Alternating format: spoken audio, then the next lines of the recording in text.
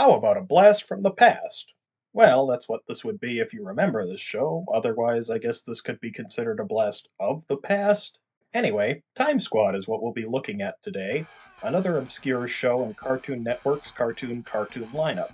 This was the first of those shows to debut in the 21st century. The concept behind it saw our lead characters traveling to millennia past to right the varying wrongs throughout history, though not in the ways that you might expect. Got an odd one here, I'll tell you. Is it a forgotten gem in Cartoon Network's backlog of originals, or is it deserving of being lost to the tides of time? Maybe we'll find out when we take a closer look. Now, the show doesn't actually start with the characters on one of their time travel missions. The first episode starts us off in the present day, well, as it was over 20 years ago, at a place called Sister Thornley's School for Wayward Tots.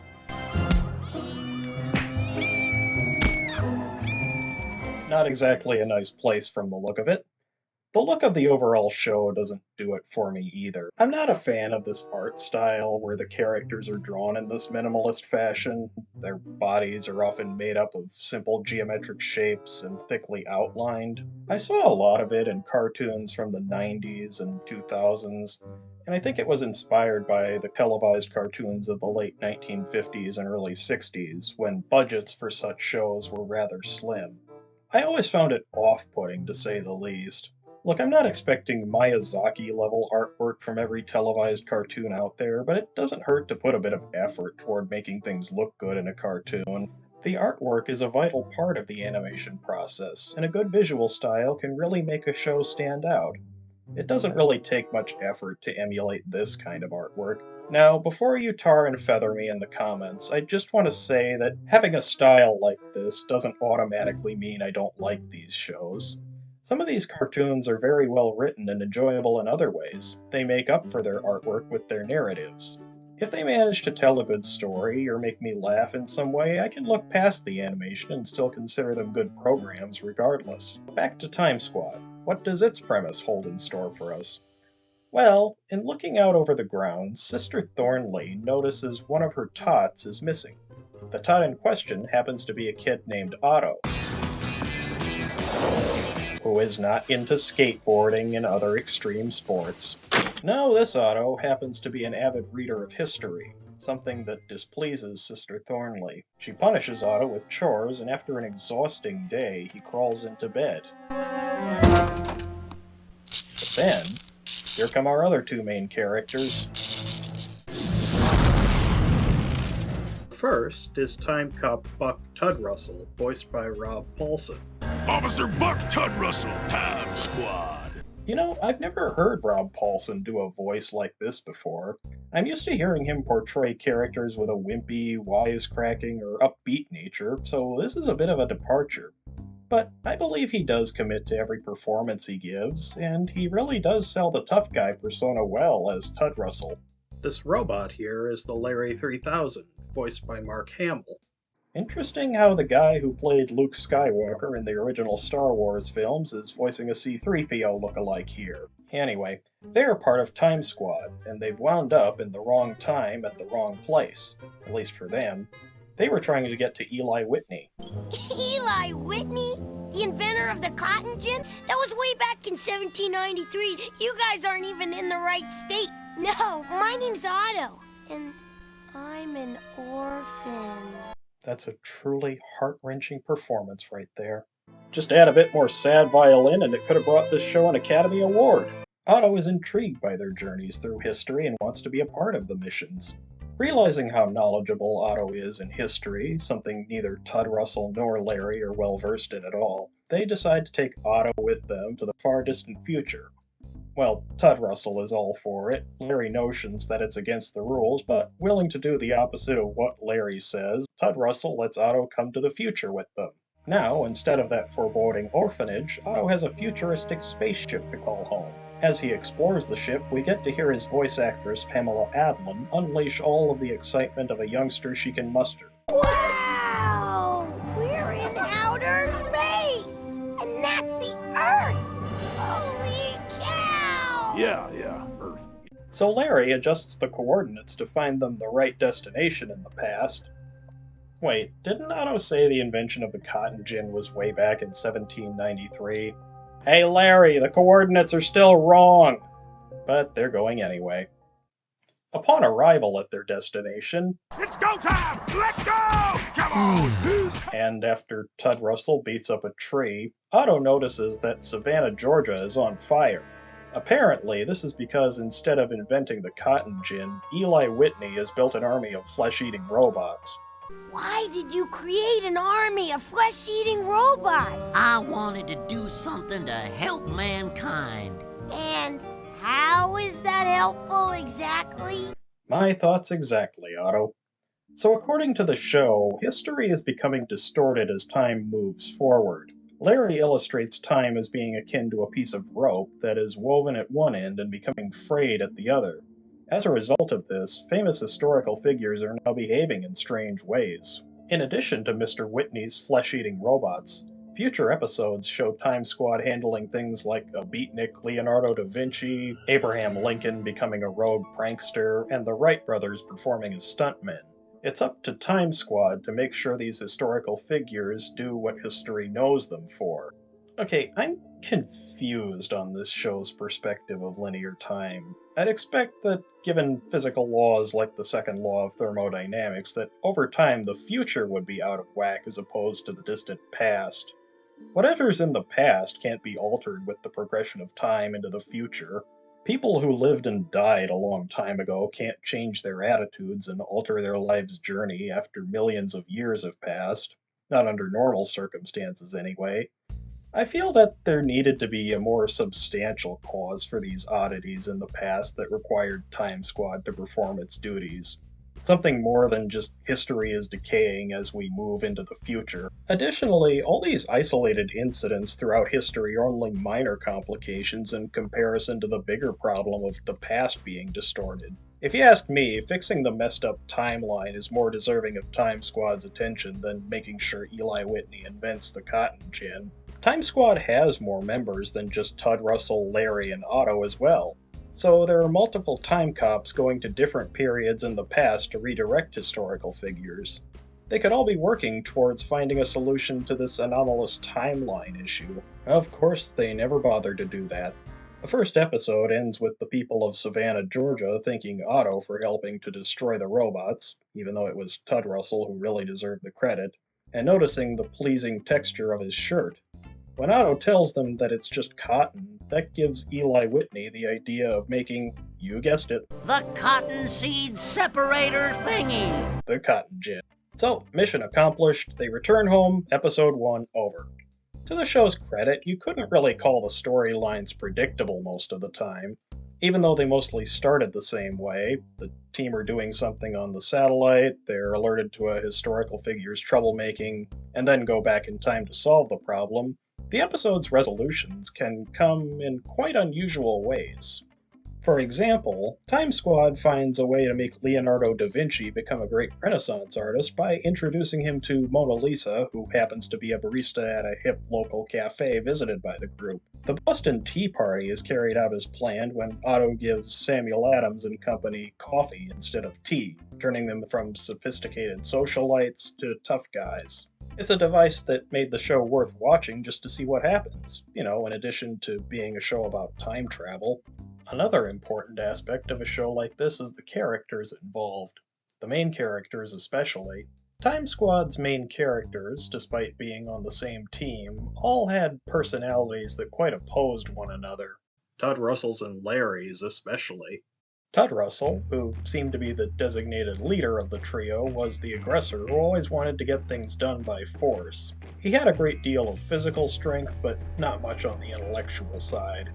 Though he played the tough guy for the team, he had a caring side, which he exhibited towards Otto more than Larry. Larry was the one who had to deal with all the negative effects of Tud Russell's persona. Being his robot companion, he was tasked with operating the onboard computer and making sure Time Squad ended up where they were supposed to be. He doesn't really seem all that enthralled with his position, and it's understandable, because where he was originally sounded much better. I've been the proud assistant to kings, princes, and presidents. But when all the governments of Earth merged into one big, harmonious supernation, my services as an ambassador were obsolete. So I was reassigned here. It's easy to see why he became so snarky and cynical. His more effeminate interests run contrary to Tud Russell's more robust nature, and he becomes dismayed when Otto picks up on them. Yeah, if Tud Russell were voiced by Mike Judge, these would be cases where he'd be saying, That boy ain't right. so the two of them didn't have the best working relationship.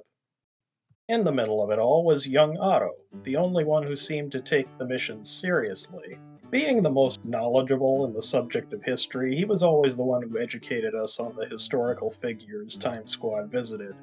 In addition, it was usually Otto who worked out how to get said historical figures to do what they were supposed to, as either Tud Russell or Larry might have gotten distracted by one thing or another.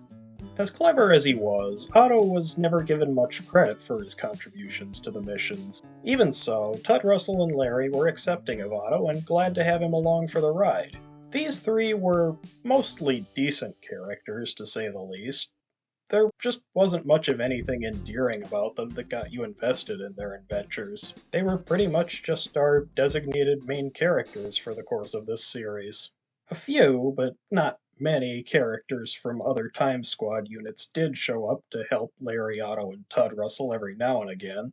The most notable pair was the duo of XJ5 and Sheila Sternwell, both of whom were resented by Larry and Tud Russell. Unlike them, these two were both very capable time cops, with better problem solving, agility, and in XJ5's case, better technology. They both provided exceptional foils to our main Time Squad unit as they took the job more seriously. Sheila was notable in that she was Tud Russell's ex-wife, something that Tud Russell did not particularly care to mention. When they first appeared, Sheila was tasked with rescuing Tud Russell from a medieval Chinese prison. He was none too pleased to be rescued by her, and she had a similar reaction to seeing him again. Despite their mutual hostility, they managed to finish the mission, which was to make Kublai Khan a conqueror instead of a comic book nerd. Sheila and XJ5 showed up a couple more times to help our three main characters on missions, and seemed to be more tolerated by the others with each of their future appearances. When she last showed up, Sheila and Tud Russell appeared on a date together, so the two teams came to be on better terms with one another. I think these two were more engaging characters and could have been a good source of personality development for Tud Russell and Larry. I know I said that Otto was the only main character that took the mission seriously, but Larry and Tud Russell behaved more or less the same as they always did around him, so his presence didn't really affect their personalities. In any series with funny characters, it's good to have strong serious types there for contrast. It gives the show a sense of balance and leads to a more memorable viewing experience. The time travel premise is not unique to Time Squad alone. Cartoons have been playing with this trope for decades. Heck, the earliest years of television animation had a show that explored this concept. The show I'm talking about is Mr. Peabody's Improbable History, which I assume served to inspire Time Squad's creation. We did not copy their show, all right? That's not what I'm saying, hear me out. Like Time Squad, Mr. Peabody and Sherman traveled throughout history and found that significant people weren't acting the way they were supposed to, and they set out to get them to do what made them famous. The episodes are shorter and the animation is much more limited, but it does have some endearing qualities. As with Time Squad, the stories in Mr. Peabody's Improbable History resolved in rather unpredictable ways, and it was never very easy to get the people Peabody and Sherman visited to do what they were supposed to do. Mr. Peabody's show seems to be better remembered than Time Squad is, however. I think what gave Mr. Peabody's show a bit of an advantage over Time Squad is the more cohesive setup and probably more memorable characters. Mr. Peabody and Sherman found these historical anomalies when they arrived at their respective time period, and not beforehand. It's said that these abnormalities arise from the Wayback Machine itself. Mr. Peabody designed the machine to incorporate elements of his and Sherman's time into whatever period they're headed to. Traveling back in time causes the technology and other artifacts of Mr. Peabody's time to be present in whatever era he and Sherman are visiting. So, even though the automobile was not a luxury available in the era of Beethoven, Mr. Peabody's and Sherman's presence there causes them to show up in this time period. They managed to sell their premise more effectively in this manner. Maybe what could have helped Time Squad was having a sort of overarching story to the whole show. Perhaps it's a villain of some sort who's trying to distort history and create chaos. Then Time Squad's goal would be to track down said villain and revert history back to its normal course. The villain could have had the serious and cunning nature of Dr. Claw from Inspector Gadget, while also being comical along the lines of Dr. Doofenshmirtz, sort of a mixture of those two antagonists. Maybe, for a clincher, the villain could have also had some idea of what happened to Otto's parents. It's just an idea of mine, but I think it could have given the show a bit more of an edge and made it more memorable. I don't want to be too hard on Time Squad. I believe there were good intentions behind it, but the whole didn't end up being greater than the sum of its parts. I don't think it was a bad show, it was just lacking in a few areas, particularly in regards to its premise. Finding that history has been all screwed up and then traveling through time to fix it is a good idea for a series. However, a good setup is important in shows like these. A better established cause for the past becoming convoluted would have helped Time Squad to have a more solid foundation for its premise. It seems like the crew behind it were more focused on showcasing crazy situations throughout history, but didn't do enough to effectively establish how it got that way. They kind of put the cart before the horse here. There were some good qualities to it, though. Sometimes the jokes were funny, and some of the recurring characters helped to liven things up a bit. With a little bit more polish to it, I think Time Squad could have been great. Alas, it's been understandably forgotten among the original programs in Cartoon Network's roster. There are other time travel cartoons out there that have superseded Time Squad in terms of quality and popularity. They have more in terms of appealing characters and well-crafted stories. Time travel is quite a popular premise, though, so I can't imagine there being a shortage of these narratives. Perhaps a show in a similar vein to Time Squad may appear in the future. In the right hands, it could be successful. Whether or not it shows up, we'll just have to wait and see. So, those are my thoughts on Time Squad. I tried to be as fair as possible in my assessment. I'm not really sure what rating I'd give it on a scale from 1 to 10, though. I mean, it's not highly noteworthy, but it's not horrendously awful either. What do you guys think? Was the show alright the way it was, or do you think it could have been better? Let me know if you could. Anyway, I'll see you next time.